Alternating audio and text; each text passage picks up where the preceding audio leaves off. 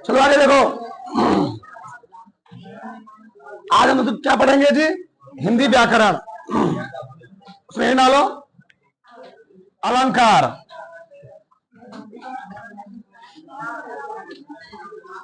अलंकार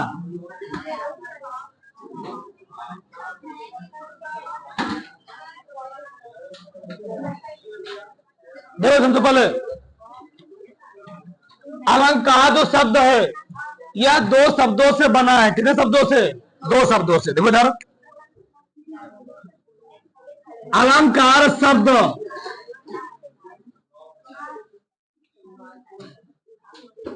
दो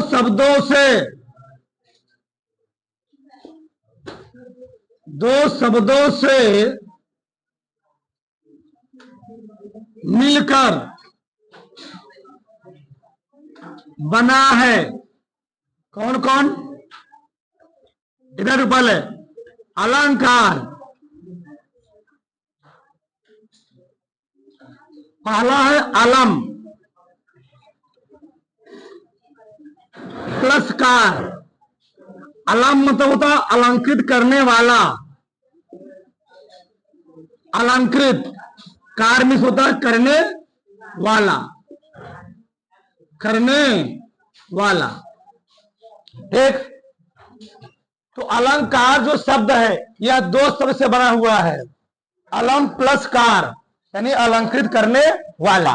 इसको मिला देंगे तो निकाल आएगा अलंकृत, अलंकृत करने वाला। इसी को हम लोग कहते हैं अलंकरोति। अलंकरोति इति अलंकारः। अलंकरोति इति अलंकारः। ठीक। अलंकृत करने वाला ही क्या होता है? अलंकार होता है। अभी लिखना किसी का नहीं है, ध्यान से चलो। तो अलंकार का अर्थ होता है आभूषण या श्रृंगार। काव्य की शोभा बढ़ाने वाले गुणधर्म हम लोग कहते क्या हैं? अलंकार कहते हैं। ठीक। तो अलंकार, अलंकार का अर्थ, अलंकार का अर्थ होता है आभूषण या श्रृंगार।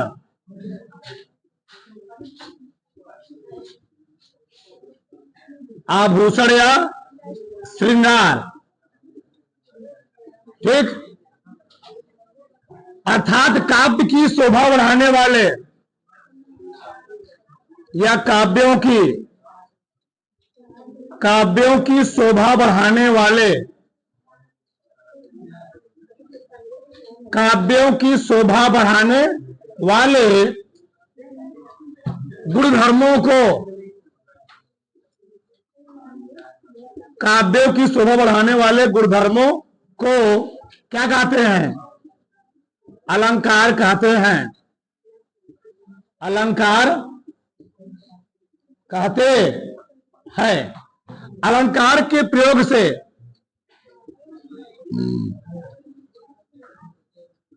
अलंकार के प्रयोग से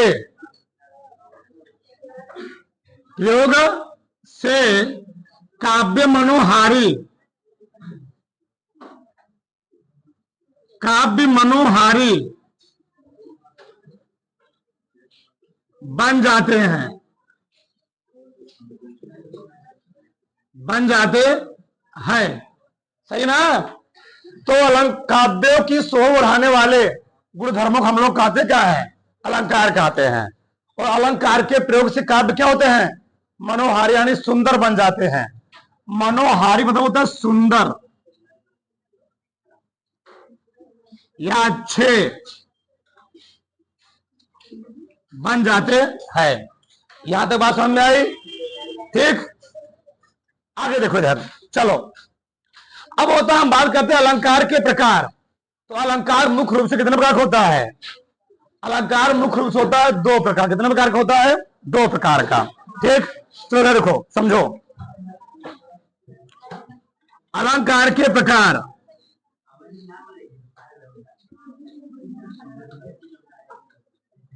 अलंकार के प्रकार। तो अलंकार बारह नहीं डालना। एक, शब्दालंकार। शब्दालंकार, ठीक। तो शब्दालंकार मालूम ही है, शब्द प्लस अलंकार, शब्द प्लस जी अलंकार। जब काव्य में शब्द के माध्यम, किसके माध्यम से? जब काव्य में शब्द के माध्यम से कल्पन होता है, अलंकार उत्पन्न होता है, उसको हम लोग कहते क्या है?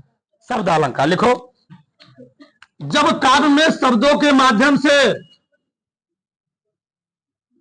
जब काव्य में शब्दों के माध्यम से,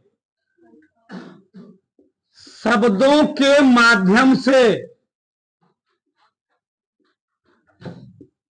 अलंकार, जब काव्य में शब्दों के माध्यम से अलंकार उत्पन्न होता है तो उसे शब्दालंकार कहते हैं। तो उसे शब्दालंकार कहते हैं, ठीक। तो जब काव्य में शब्दों के माध्यम से अलंकार उत्पन्न होता है तो उसको हम लोग कहते क्या हैं? शब्दालंकार कहते हैं, ठीक।